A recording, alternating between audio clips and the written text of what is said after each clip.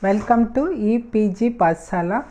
Dear students, I am Dr. Alakmani, Professor and Head Department of Trade and Intellectual Property, Center for Agricultural and Rural Development Studies, Tamil Nadu Agriculture University, Coimbatore. Today we will see about the export and import of food. Global trade has expanded rapidly all over the world, especially after the formation of the WTO in the year 1995. The demand for food is increasing due to growth of the population, low production in certain countries due to various reasons such as drought, flood, outbreak of pest and disease, war, etc. Moreover, there is a awareness about the quality of the food globally. Many developing countries, if you take before the Green Revolution, that is in mid 1960s, they have imported food. But after that only we started aiming at to increase the food production, especially developing nations achieved self-sufficiency. In the domestic production also they have met the sufficiency, and also there is a surplus they have exported. Almost all the developing countries are having the food production as their main occupation. Most of the people's livelihood is agriculture. And in general, if you take, trade between developing and developed nations are very high compared to trade among the developing nations. Farming in developed countries are heavily subsidized, and hence the cost of production per unit is found to be very low. This results in low international price. This is a problem for the countries, especially developing countries. They could not able to compete with developed nations in the international trade. Then what is a policy? Policy is relating to the guidelines, instructions relating to export and import. Policies play a major role in export of any commodity. Policy incentives enable the exporters to earn profit. Food items include food grains, fruits, vegetables, pulses, oil seeds, milk products, egg, meat, and also processed items. Primary agriculture commodities are exported from many countries. Global trade has expanded rapidly all over the world, especially after the formation of the WTO in the year 1995. The demand for food is increasing due to growth of the population, low production in certain countries due to various reasons such as drought, flood, outbreak of pest and disease, war, etc. Moreover, there is a awareness about the quality of the food globally. Many developing countries, if you take before the Green Revolution, that is in mid 1960s, they have imported food. But after that only we started aiming at to increase the food production, especially developing nations achieved self-sufficiency. In the domestic production also they have met the sufficiency, and also there is a surplus they have exported. Almost all the developing countries are having the food production as their main occupation. Most of the people's livelihood is agriculture. And in general, if you take, trade between developing and developed nations are very high compared to trade among the developing nations. Farming in developed countries are heavily subsidized, and hence the cost of production per unit is found to be very low. This results in low international price. This is a problem for the countries, especially developing countries. They could not able to compete with developed nations in the international trade. Then what is a policy? Policy is relating to the guidelines, instructions relating to export and import. Policies play a major role in export of any commodity. Policy incentives enable the exporters to earn profit. Food items include food grains, fruits, vegetables, pulses, oil seeds, milk products, egg, meat, and also processed items. Primary agriculture commodities are exported from many countries. Countries like India exports foods such as basmati rice, non-basmati rice, maize, fruits, vegetables, onions, spices, tea, coffee, and also imports pulses, oil seeds that are not sufficiently produced in the country. Export-import policy includes decision taken by the government to export various items and control of imports. It also creates environment for export, establishing laboratories for testing the foods that are to be exported, encouraging entrepreneurs to set units, duty exemption, loans and advances for trade and trainings. DBT, that is technical barriers to trade and trade barriers are being reduced. Removed quantitative restrictions, shortly we say it is QRs. Then special economic zones are created. Policy also aims to develop export potential through value addition of various commodities.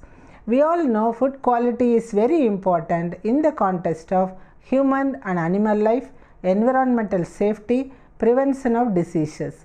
Hence, Food Safety and Standards Authority of India 2006 Act was passed. Shortly we say FSSAI. At international level, SPS, sanitary and phytosanitary measures are imposed which has major impact on export and import and also in the manufacturing and logistics sector in handling the produces during the production and after production.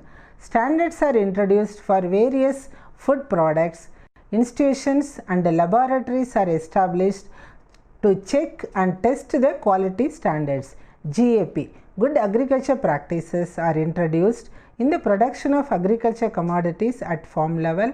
GMP, good manufacturing practices are introduced in production and processing of various food items at industry level. For packing materials, quality, type, hygienic conditions are introduced.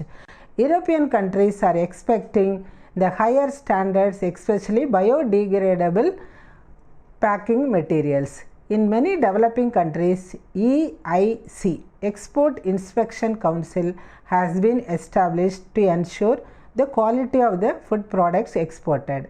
Health certificates are also issued based on the requirements of the importing countries. Quality is tested and certificates are issued. Food legislation, it includes acts, regulations and requirements, procedures prescribed by the government relating to export of foodstuffs to meet the requirements of the importing country while encouraging the conditions for fair trade. Trade policies have to be supported by domestic policies to foster innovation and international competitiveness. Already in the introduction I told, because of the support given to the exporters, the international price is found to be less. Developing nations could not compete in the international market. Then coming to the WTO agreement and food policy, in 1990s, due to globalization, many countries opened their economy for international trade. Tariffs are reduced, quantitative restrictions are removed in order to increase the trade between the countries. At international level, trade and tariffs are regulated by the WTO. Previously, international policies and national policies are regulated by GATT, General Agreement on Tariff and Trade. There are 164 member nations for the WTO. They have signed various agreements relating to the trade, including the agreements for food quality standards. It influences the trade policies and promotional measures of the member countries. You all know WTO is one of the United Nations organizations. It is established in the year 1995. The headquarters is located at Geneva, Switzerland. Coming to the Indian side, Indian strategies, especially in the international trade, there are two types. One is inward looking strategy, another one is a outward looking strategy. Outward looking means it is a export oriented growth. Till 1991, India followed the inward oriented policy of trade, mainly to conserve foreign exchange, and also import substitution is the major strategy adopted by the Indian government.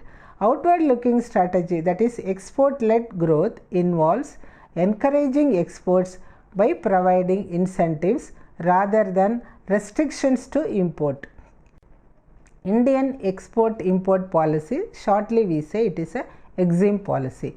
It contains various policy related decisions taken by the Indian government in the sphere of, that is, in the areas of the foreign trade with respect to export and import. Especially they promote export and also suggested various measures and policies, procedures relating to that. Trade policy, it is prepared by the Government of India, that is central government. It is coming under the Ministry of Commerce. India's export import policy is also known as foreign trade policy in general. It aims to developing export potential, improving export performance, encouraging foreign trade and creating favorable balance of payment position. You all know the trade balance play a major role in the balance of payment. Balance of payment indicate the strength of the nation. Coming to the main objectives of the Exim Policy of India, to accelerate the economy from low level of economic activities to high level of economic activities by making it a globally oriented, vibrant economy in order to derive maximum benefits from expanding global market opportunities. The second objective is to stimulate sustained economic growth by providing access to raw materials, intermediate components, consumables, capital goods required for increasing the production. The next one is to enhance the techno-local strength and efficiency of Indian agriculture, industry and services, thereby improving their competitiveness. To generate new employment is another objective. To provide opportunities and encouraging attainment of internationally accepted standards of quality. To provide quality consumer products at reasonable price. These are the major objectives of the trade policy of the India. Then coming to the history of the Exim Policy, in the year 92-97, in order to liberalize the imports and boost exports, Government of India for the first time introduced the Indian Exim Policy in April 1st, 1992. It is believed to be an important step towards the economic reforms of India. In order to bring stability and continuity, the export-import policy was made for the year of 5 years. Once in 5 years, Exim Policy is prepared. Then coming to the next policy, that is 97-2002, 5 years again. This policy has further simplified the procedures and reduced the number of documents required for export nearly half. Import has been further liberalized and better efforts have been made to promote Indian exports in international trade. Then coming to the India's foreign trade policy, it was earlier called as Exim Policy, that is Export-Import Policy. It is governed by the Foreign Trade Development and Regulation Act. Already said it is prepared for the 5 years. Whenever necessary, depending upon the situation prevailing in the country, it is amended within the 5 years period. For example, minimum export price for onion is fixed. You all know the price of the onion is fluctuating, depends upon the production in the country. Hence, the government, in order to protect the farmers, the government fixed minimum export price MEP for onion. Exporters are allowed to export at MEP or above. If the international price is less than that, onion cannot be exported. However, when the domestic production has increased, MEP of onion has been reduced to allow export of onion.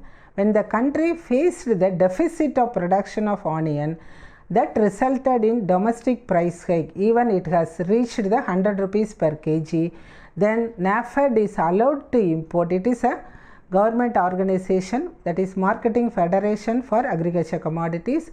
Through the federation only onion is imported in order to stabilize the domestic price in India. Then for sugar export, India issues ad hoc prohibitions on export of sensitive products, not only sugar but also wheat and pulses. Coming to the export, that is to export any items from India, IEC. export import code is a must. It is issued by the Director General of Foreign Trade. Exporters have to obtain the necessary certificates from concerned authorities for the commodities proposed to be exported. So it is one of the main document necessary for any exporters. Then they have to comply, that is exporters have to comply with the terms and conditions and notifications issued by the government relating to export of commodities and also quality aspects then and there. The next, export licensing. Exports from India are free for certain items and it is regulated by the Foreign Trade Policy, that is FTP. For export of restricted items, export licensing is necessary. It is also issued by the Director General of Foreign Trade. Mainly for the food safety aspect and security reasons, restrictions are imposed for food items. Then another document is compulsory export certification. It is gradually introduced for marine, dairy, egg products, poultry products. Then what is the reason?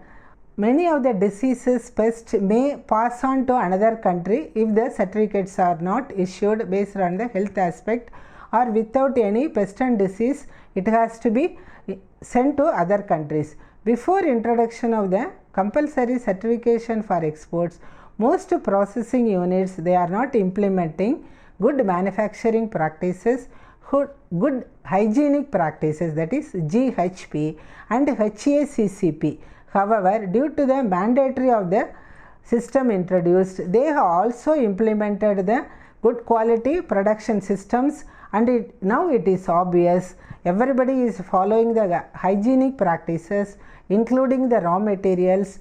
They also control the production. They also give training to the persons working in the manufacturing unit.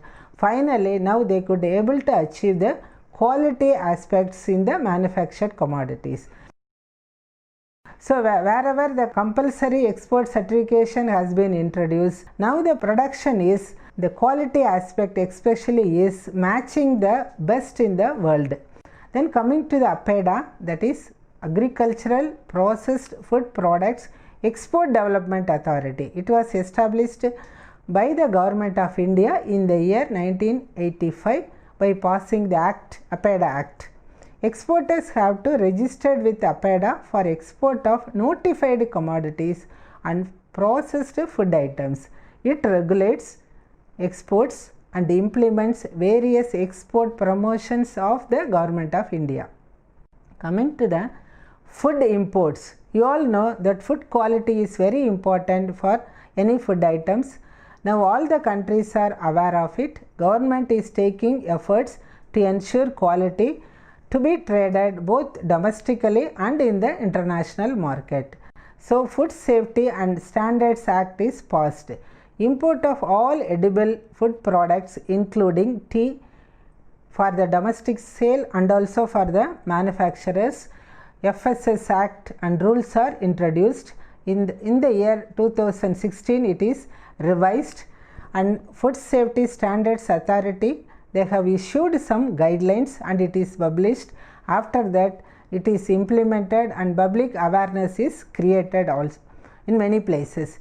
Quality and packaging requirements as per the Act, the quality and packaging specified for the food items have to be followed.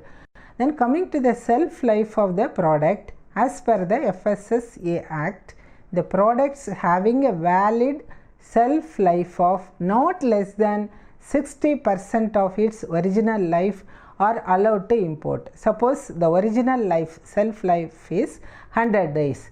At least the remaining life period should be 60 days. Then only we can go for import. Then coming to the meat and meat products, including the poultry products, besides to satisfying the packaging requirements, labeling and quality standards, meat and poultry products shall be required to meet the sanitary and hygienic requirements as stipulated under the Act and rules thereunder. Animal based food items are considered as high risk items for import to India.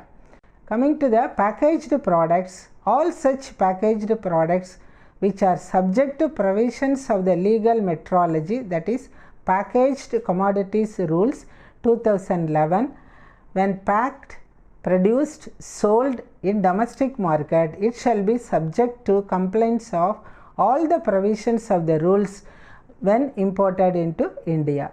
Beef and beef products or any products containing the beef in any form and produce containing beef in any form are prohibited for imports. Accordingly, all consignments of edible oils and processed food products imported in bulk shall carry a declaration from the concerned exporter on the shipping document that the consignments does not contain beef in any form. That is declaration. I am saying in the packaging document they have to give the consignments does not contain beef in any form. All consignments of edible products imported in consumer packs shall carry the declaration on the label the product does not contain beef in any form. Then, having seen about the beef and beef products, we will see about the sanitary import permit. Import of meat and meat products of all kinds shall be subjected to the sanitary import permit. It is issued by the Department of Animal Husbandry and Dairying, Government of India, as per the Section 3A of Livestock Importation Act 1898, and later it is amended in the year 2001, and it is also amended, depends on the necessity from time to time. Food import clearance process for importers. Prerequisites. The documents and undertakings by the importers are given. Mandatory documents are Import Export Code, that is IEC code, that is obtained from Director General of Foreign Trade, and the import license from FSSAI. Then country of origin certificates. These two are mandatory documents.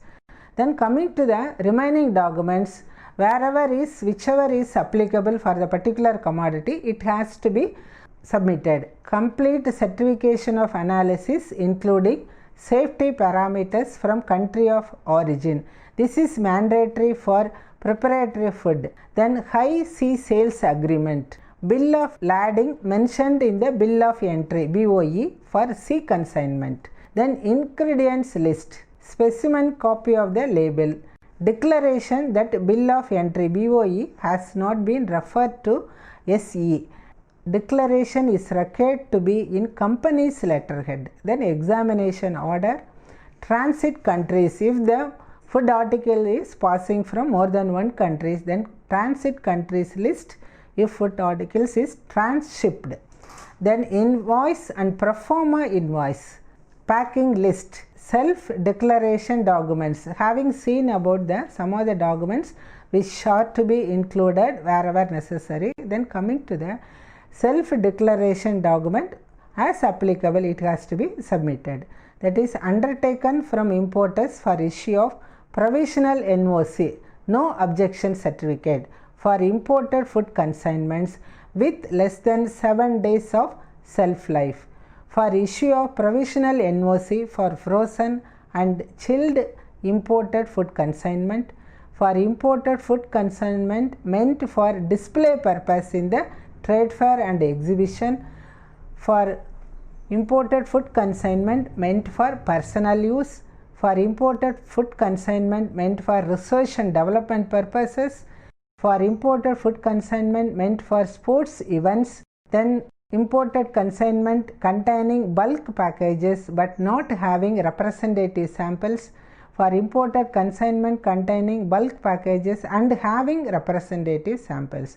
For imported food consignment meant 100% export and re-export purpose.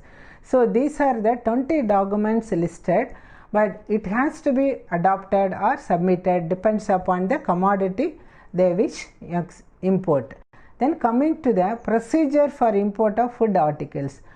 Bill of entry BOE is filed at Customs Ice Gate on single window interface for facilitating trade, that is SWIFT, single window interface for facilitating trade. It is working on risk-based sampling system called as Risk Management System, RMS. RMS scrutinizes the application, and if the sampling is required, then BOE is referred to FSSAI on Online Food Import Clearance System, Online Food Import Clearance System, FICS. Then CHA, Custom House Agent or Importer needs to be registered on FICS through the website, that is www.ics.fssai.government.in. FSSAI accepts BOE and may ask for further details from Custom House Agent CHA and importer if necessary. If all the relevant information is provided, the authorized officer fixes appointment for the inspection of the consignment. Only 2 opportunities are given to the CHA or importer to confirm the appointment. On inspection, if everything is found satisfactory, including labeling and packaging requirements for the consignment, the samples are drawn 2 numbers, and if not, AO rejects the consignment and issues NCR, that is non-conforming report. Samples are drawn, then sent to FSSAI notified food laboratory.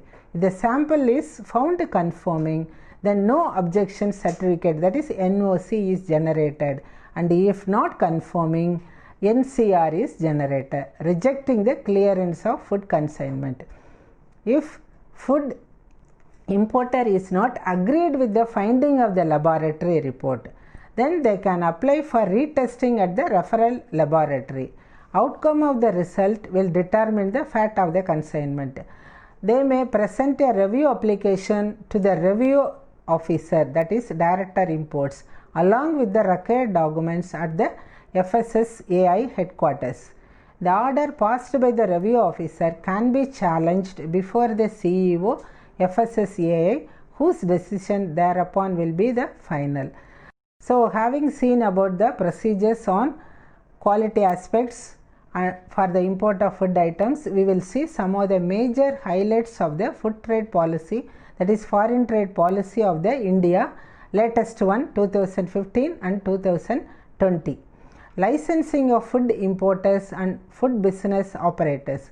In addition to the FBO license requirement for food importers, importers are also registered with the DGFT, Director General of Foreign Trade, and possess a valid IEC code, Import Export Code. Then complaints of the shelf life of the product. If an imported item reflects a shelf life with less than 7 days, the authorized officer, as per Schedule 2, shall take the sample products and issue provisional no objection certificate to the customs authority without waiting for the analysis report. The lab analysis will be communicated to the customs along with the NOC if the products conform to the standards.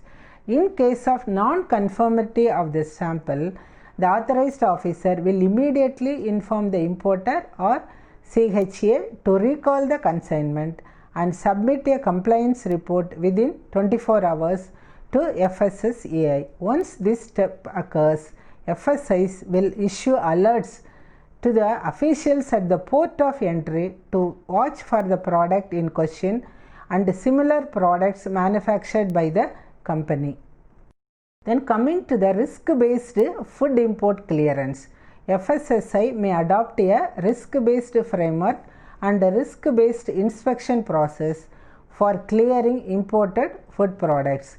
It is also proposed by FSSAI to introduce pre-arrival document review (PADR) for regulating the imports. That is, before the arrival of the product, the documents can be inspected.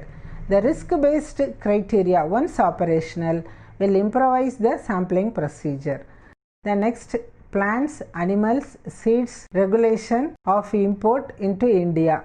In the order 1989, all primary agriculture products will be subject to a biosecurity, sanitary and phytosanitary import permit to be issued by the it is coming under the Ministry of Agriculture, Department of Agriculture and Cooperation, as per the conditions of fruits, Plants, Seeds, Regulation of Import in India Order 1989. The permit will be based on import risk analysis of the product. It is conducted based on the scientific principles.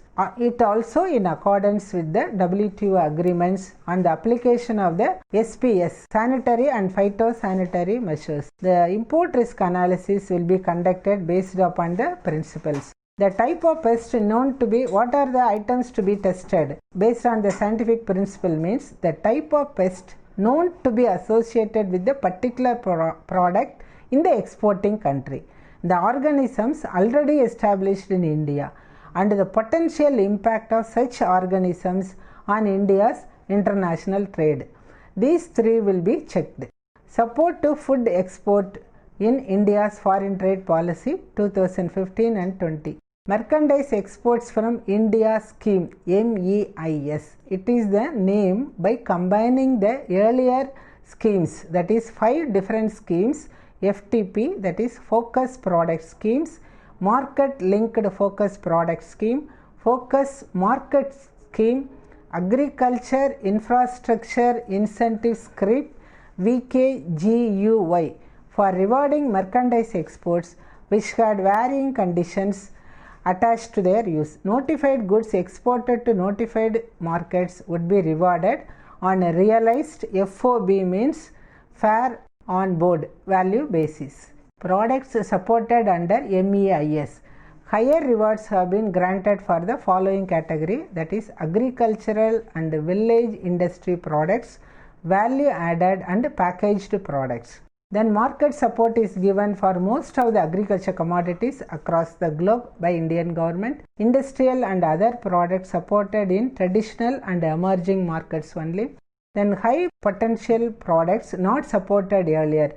In this policy, 852 tariff lines that fit in the production criteria or product criteria but not provided support in the earlier foreign trade policy, such as fruits, vegetables, dairy products, oil meals, oils and herbal products, paper and paper boards are given priority. Then global support has been granted to fruits, vegetables, flowers, tea, coffee, spices, cereals preparation, shellac, essential oils and processed items. Women-centric products supported under MEIS. It includes 203 lines which is fall under the category of tea, coffee, spices, cashew and manufacture of other products. Status holders are given based upon the transaction or value of commodities exported. It is given the star status. For example, status category starts from 1 to 5 star. Then based upon the value it is given, you see, that is 1 star means FOB value in terms of US dollar million. If it is $3 million, 1 star status will be given. And if it is 25, 2 star status, $100 million, 3 star, then 500 million means it is 4 star, then $2,000 million means 5 star status. Then what is the use of the star status? This is mainly to encourage the exporters to export more of the commodity. Let me conclude with what are the policies which affect the export and import of food trade. In the international trade, World Trade Organization plays a major role, especially for smooth conduct of the trade. That is, they negotiate tariffs and trade among the signatories of the World Trade Organizations. In developing countries, agriculture plays a major role and major part of the population depending on agriculture, and they produce food for the domestic consumption and also for the export of the commodities. Food policies play a major role to encourage the exporters to earn more profit by sending the quality products. Quality means it includes without any adulteration, safeguard measures and also SPS, sanitary and phytosanitary measures play a major role. Quality is not only concerned with domestic production, it also concerned with the international trade. Many of the countries now interested in the traceability of the commodities. Traceability means from where the commodity is exported. Hence, export certification is mandatory for export of many items. Depends upon the country's demand, export certificates are issued.